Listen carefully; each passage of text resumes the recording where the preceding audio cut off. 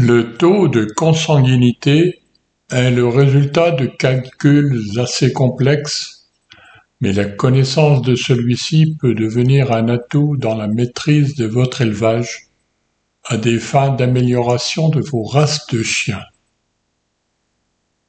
Ce taux, lorsqu'il existe pour un chien, sera tout d'abord indiqué dans la page des caractéristiques principales, puis dans le récapitulatif des informations complètes du chien. Ce taux de consanguinité peut même être détaillé par ancêtre commun aux deux parents lorsqu'il en existe plusieurs. Il est également indiqué pour les portées et les saillies. Ouvrez ce module par le menu général puis portées et saillies. Cliquez sur un élément de la liste. Lorsque le bouton de lien de parenté devient visible, cela indique que les deux géniteurs en question sont parents et que par conséquent, les sujets issus de cette liaison auront un taux de consanguinité non nul.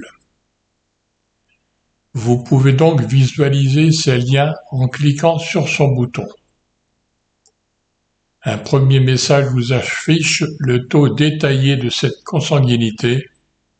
Ensuite, le programme vous propose de choisir entre deux types d'affichage, soit les liens de parenté entre les deux géniteurs, soit la simulation de l'ascendance des chiots qui serait issue de cette union. Revenons au module Portées et saillies en cliquant sur le bouton Retour.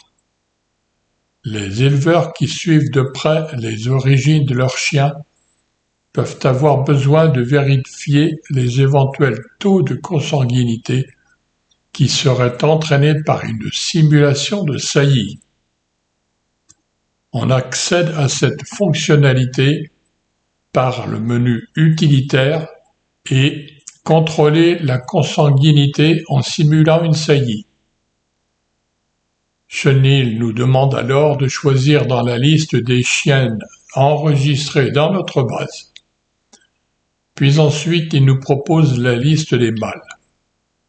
Lors du survol de leur nom, il nous indique éventuellement le taux de consanguinité qu'induirait le choix de ceux-ci. Quand on a choisi les deux géniteurs, on obtient le résultat, soit qu'il n'y a aucune consanguinité envisagée, soit son pourcentage avec le détail. On peut utiliser celui-ci par impression ou bien par l'envoi par mail.